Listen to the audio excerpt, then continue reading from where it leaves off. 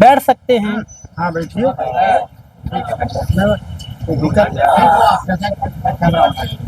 अच्छा, मुझे एक बात बताएं, यहाँ पर सबसे पहले यहाँ की जो यहाँ पर 8 बार सुरेंद्र प्रसाद यादव विधायक रहे हैं और हाल ही में अभी जब 2024 का उपचुनाव हुआ तो अपने बेटे को भी टिकट दिला दिया, लेकिन बेटा हार गया, मनोरमा देवी ने हरा दिया। तो मनोरमा देवी का काम कैसा रहा अभी तक? क्या फिर से अगर जदयू टिकट दे देती है तो जीतने के चांस हैं? देखिए, जीतने का चांस तो हम नहीं बता सकते हैं, हम अपना ही इच्छा बता सकते हैं। अब कौन जीतेगा नहीं ये तो हम न बता सकते हैं, लेकिन जो अभी सरकार जो तत्काल चल रही है इसमें इतना भ्रष्टाचार है कि मेरा आंख फूट गया। दरोगा ने पैसा ले करके आंख का दफा नहीं लगाया। एसपी डीएसपी जब हर जगह मैं गए, कहीं से मुझे इंसाफ नहीं मिला। तो इसलिए इतना भ्रष्टाचार सरकार को मैं नहीं चाहता हूँ। बस हम वोट देंगे तो लालटेन को, आरजेडी सरकार को, इसलिए कि इतना अफसरशाही राज, इतना घूसखोरी हो गया कि GIG DJP पटना मुख्यमंत्री की यहाँ भी रजिस्ट्री किए मैं अपना समस्या के लिए, कहीं से कुछ नहीं हुआ। ये 7वां महीना चल रहा है, अभी तक चार्जशीट भी नहीं भेज रहा है दरोगा। इतना पावरफुल सरकार है। अफसरशाही राज चल रहा है, अफसरशाही राज, अफसरशाही बहुत ज्यादा चरम पर है, अफसरशाही एकदम चरम पर है। अब देख सामने हम आपको, ये जनवरी में मेरा आंख फूटा है, अभी तक कुछ नहीं हुआ है।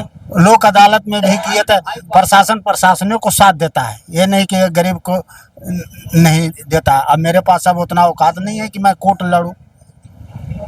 अच्छा, आपने तेजस्वी की बात की, अभी अगर तेजस्वी जीतते हैं तो आपको लगता है कि अफसरशाही कम हो पाएगी या फिर ऐसी रहेगी? क्योंकि लोग ये भी कहते फिर यादवों के जो लोग हैं वो अपने चरम पे आ जाएंगे, गुंडई करेंगे। हमारा उम्र जो है इस हिसाब से लालू यादव की सरकार थी, बहुत अच्छा थी, कोई हर काम हो जाता था, टाइमली होता था, टाइमली। अच्छा, तो इसलिए विश्वास कर रहे हैं कि जब उनका वो लड़का है तो हो सकता है कि बदल सकता है कुछ नियम कानून, अच्छा गरीब को लिए अच्छा हो सकता है, यही विश्वास है। नहीं होगा तो फिर वो हारेंगे, उसमें क्या है। अच्छा, अभी जब उपचुनाव हुआ, छोटे छोटे 2 सवाल लेंगे, इससे ज्यादा नहीं। हाँ। अभी जब उपचुनाव हुआ, हाँ। तो प्रशांत किशोर के जो कैंडिडेट हैं, मुस्लिम कैंडिडेट थे, हाँ। उनको 17,000 लगभग वोट मिला। हाँ। हाँ। तो क्या कारण है कि लोग उनकी तरफ गए? तो या मुस्लिम लोग थे या फिर प्रशांत किशोर की जो पॉलिसीज हैं उनकी वजह से लोग? वो देखिए, कुछ मुस्लिम लोग जातिवादी पर वोट उनको कुछ मिला, समझे कि नहीं, जातिवादी पर वोट उनको मिला है, इतना जो मिला है। और ऐसे पर्सनल भी मिला होगा, लेकिन कुछ जात लोग उनका दिए हैं मुस्लिम भाई। 35 साल में पहले ये लगा हमारा 12 गांव का पाइन है, ये यदि साफ हो जाए तब हम लालू यादव के मानेंगे और सब कुछ करेंगे। जितना हमको होगा करना होगा करेंगे हम लोग। बुलहर जी बोलिए, रखे तो प्रश्न। हमारा 12 गांव का पाइन अभी पठार बना हुआ है बेलागंज में। 35 साल में मेरा आज ही पाइन नहीं साफ हुआ और नली गली क्या साफ होगा? रखिए प्रश्न, न तो गोली मार दीजिए, कबूल है। सही बोल रहे, कुछ नहीं हुआ। मैं साल में चाहिए हमको मेन कारण जिससे सारा जीवा जंतु आधारित है वो मेरा नहीं हुआ। मैं इस बात को लेकिन प्रश्न रखिए कि एगो बूढ़ा ऐसा आदमी प्रश्न किया, इसको कीजिए तो पहले हमारा पॉइंट साफ हो जाएगा। लालू यादव को पहले ही पकड़ लेते, लेकिन हम लोग का ऐसा ढकेल दिए हैं कि हम लोग नरक में पड़ल है कि आप पेशाब करने का जगह बेला पंचायत में नहीं है। लिखिए तो, उठाइए तो, आप लोग चल रहे हैं, उठाइए तो इसको, नहीं तो गोली मार दीजिए, कबूल है। 12 गांव का पैन मेरा है, अभी तक साफ 35 साल में नहीं हुआ। एक प्रेस, दूसरा प्रेस नली गली तक अभी तक नहीं बना बेला पंचायत में। आधा बना है, आधा क्या सर, ये सब क्या करें हम लोग तो अपने अधमरू होना है। शादी ब्याह करो रे तो फलना करो रे तो कितना तिलक हो रे तो फलना रे, यही सब में हम लोग एकदम है। लाइन नहीं मिलता है, पूंजी लगा दिया, अभी 2 बीघा धान रोपे हैं, आज एको ठोप पानी नहीं है, अब तो मारू हो किस नहर की, हमें ये समझाओ किस नहर की आप बात ये कर रहे यदि हैं? पाइन हो जाता 12 गांव का पाइन, फल्गु से पाइन 12 सुनिए सर, ऐसे मैं समझूंगा ही नहीं आपकी बात। अब हमको बोलने दीजिए सर, 12 गांव का पाइन है सर, पता लगाइए ये जगह 12 जी 12 मौजे का। अभी तक मेरा वो पाइन यदि साफ हो जाएगा तो बेला गंज सोना हो जाएगा, नहर से कम लेकिन अभी तक नहीं हुआ प्रभु। मंडली गली क्या बनेगा सर, चल दिया।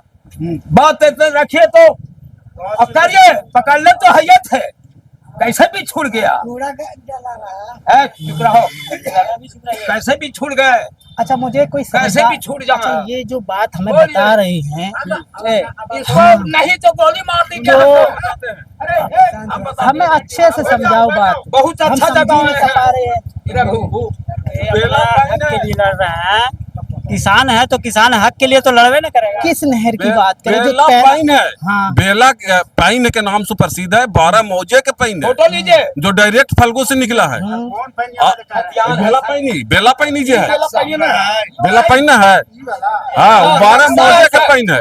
उसको में 2 बार ठिका भी हुआ, लेकिन वो खाली साफ मैंने घास छिल दिया गया, कोई नहीं अभी रोकेगा तक साफ सर। नहीं हुआ है। वो बेला के बैले पर समूचा हिगरा है, जैसे छतियाना उतियाना रामपुर वगैरह समूचा अग्नि रैली सब मैंने इसी से उपजता है। 12 गांव का पाइन लेकिन वो पाइन बंद है, मुर्दा वाला है।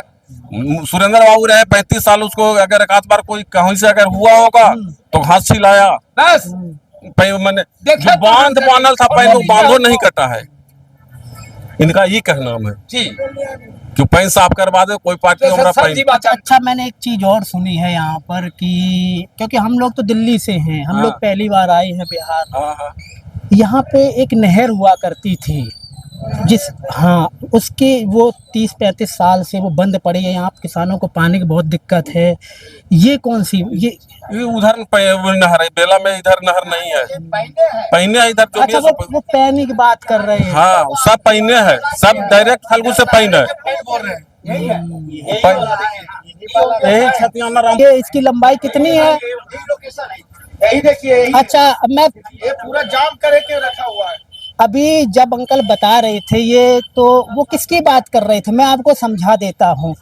वो इसकी बात कर रहे थे, ये जो यहाँ से एक नहर जाती है, नहर नहीं है, पैन उसको है। हाँ पैन बोलते हैं, हाँ और और आगे से हाँ ये जो पैन है रामपुर छतियाना का पैन है। ये पैन 12 मौजे का पैन है, जो 12 गांव का जो लोग हैं इससे जीविकोपार्जन करते हैं। अच्छा जी हाँ, ये मेन पैन है। अब बिल्कुल पठार बना हुआ है। अब बिल्कुल यहाँ से लेकर इसमें इस पैन में जो है हमारी पैदाइश 2/11/1967 में हुई, और उस जमाने से इसमें 2 जोड़े का बैल से चौकी पड़ता था, 2 जोड़े का। जी हाँ, वो पैर राजा महाराजा गोपाल शरण के जमाने में वहां से पैन नदाता था रामपुर छतियाना से, और वह जोड़ा चौकी चलते चलते ये हो जाएगा ना सर, वहां से तक चला गया। क्या अच्छा इसकी कितनी लंबाई कितनी है, ताकि मैं समझ सकूं और लोग समझ सकें। इसकी लंबाई कितनी है और चौड़ाई कितनी है? जो लंबाई है वो लोगों ने कब्जाई है, क्या क्या उसका पूरा ना, प्रोसेस थोड़ा कहते बहुत सारा जो जमीन है कब्जे के अंदर है। कोई टंकी निकाले हुए हैं, कोई घर बनाए हुए हैं, कोई कूच किए हुए हैं। इस तरह के यहाँ वहाँ मिलेगा। आप इस लाइन को लेते जाइए, कहीं पर भी चले जाइएगा आपको वहां तक। जैसे हाँ, नक्शा है इसका, राज का पैमाना है, इसका परमाना है, राज का ये दिया हुआ चीज है, समझे ना। और 1911 में सर्वे है, 1911 की सर्वे में ये पैन है आपका। लेकिन कोई करता नहीं है इसको। नहीं, आज तक बस किसी ने अभी करता। अभी जब हम ऐसे तो हम 30 बरस से बाहर थे, 30 बरस से बाहर थे, बट आने के उपरांत हम एक पाए कि करीबन 7 फीट की ऊंचाई के दौरान नाले की खोदाई किया गया। उसमें एक जैसे कि ढक्कन लगा करके पोदान जैसे मैंने नाला जैसा बना दिया गया है, जबकि ऐसी चीज नहीं। देख करके छुप गए हम लोग, हमको पूरे नाला की सफाई कर दे, जितना है उसकी वो अपना ले ले, और इसके बाद पब्लिक जिसका है वो अपना ले ले। कोई दिक्कत नहीं। इसके क्या है कि लोगों को जो है भरपूर मात्रा में सिंचाई का साधन, जीविकोपार्जन करने का बिल्कुल साधन सही बात है। होगा। तो दोस्तों, जिस प्रकार से हमें लोगों ने बताया, क्योंकि जब हम बेलागंज जाएंगे तो यहाँ से लोगों को, हजारों लोगों के यहाँ से हजारों नहीं, हाँ, हजारों की संख्या, लाखों लाख की संख्या में लाखों कहिए। लाख एक लोगों, गांव हाँ। की संख्या जो है, हमारे गांव का ही संख्या, कुछ नहीं तो जैसे कि करीबन 10,000 से ऊपर है। और 12 मौजे, 12 गाँव, 12 मौजे का मतलब होता है 300-500 बीघा के किसान है। हाँ। नाम भी हम बता सकते हैं सर, जी। लिखिए। समझ गए ना। तो ये चीज है सर। हथियाना में कितना जमीन है, कहाँ क्या है सर? यहाँ पर लोग जो है अतिक्रमणकारियों जो है कि मतलब वो लोग अतिक्रमण भी कर रहे हैं, कोई पैसे की बल पर, कोई सीओ की बल पर, कोई नेताओं के बल नेता, हाँ, राजनेताओं के बल पर भी। जी ठीक है, बहुत बहुत शुक्रिया दोस्तों। जब हम बेलागंज में आए तो हमें पता चला कि सबसे बड़ा मुद्दा ये है, सबसे बड़ा मुद्दा, सबसे बड़ा मुद्दा ये। और यहाँ से लगभग कितना बताएं, 10-12 मौजे आप समझते हैं, 12 मौजे, 12 मौजे से यहाँ से सिंचाई हुआ करती थी, लेकिन नेताओं और प्रशासन की वजह से यहाँ पर हाँ। पूरा खत्म कर दिया गया। और जैसा कि बुजुर्गों ने मुझे बताया कि सबसे बड़ा मुद्दा यही है, ना तो सुरेंद्र प्रसाद यादव ने किया और ना कोई वर्तमान में इनकी बात वर्तमान सुनता है। विधायिका भी नहीं कर पाई है। लेकिन हाँ, लेकिन हम कोशिश करेंगे इसके ऊपर। फिर भी आपका कोई सवाल हो तो हमसे करें, और मुझे देखने के लिए बहुत बहुत शुक्रिया, धन्यवाद।